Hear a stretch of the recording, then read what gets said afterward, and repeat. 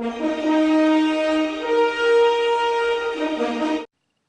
I'm Paley. I'm Adam. And I'm Noah. And this is Psycho!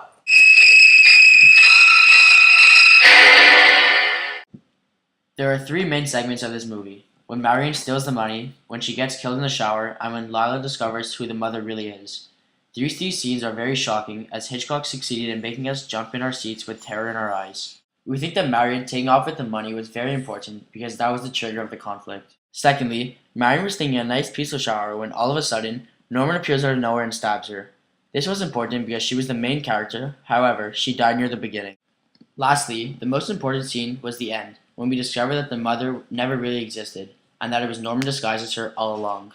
In this movie, Hitchcock used a lot of suspense and tension to shock his audience. He accomplished this very well by specifically choosing his camera positions, angles, movements, shots, music, and lighting.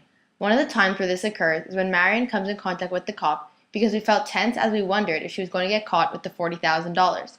Not to mention, her uneasy behavior also adds to this tension as he follows her to the car dealer too. Another suspenseful scene is when Arbogast creeps into the house and tiptoes up the stairs, searching for Norman's mother, not sure of what to expect. Throughout the entire movie, their acting was phenomenal because it allowed us to feel a really close connection to the characters as we felt their emotion and their pain. In the film, we see that Hitchcock used the lighting strategically. For example, in the parlor scene, Norman is a mix of dark and light colors, and by doing that, Hitchcock is trying to make his viewers understand that we are not sure if Norman is a good or bad guy. It also hints that he is a split personality. On top of that, when Marion stole the $40,000, the light was blinding her face when she was driving because Hitchcock is trying to make us understand that she is a good person who's just doing something bad. Hitchcock also used a lot of symbolism in this movie. In that same scene, the birds are dominating the wall with their intimidating glance and long shadows.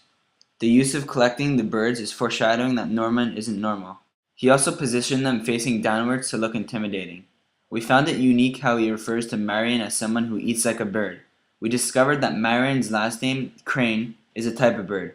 Therefore, Hitchcock is showing that he's obsessed with them and foreshadowing that she'll be his next target. Hitchcock's artistic approach is simple because the scenes are clear, simple, and linear.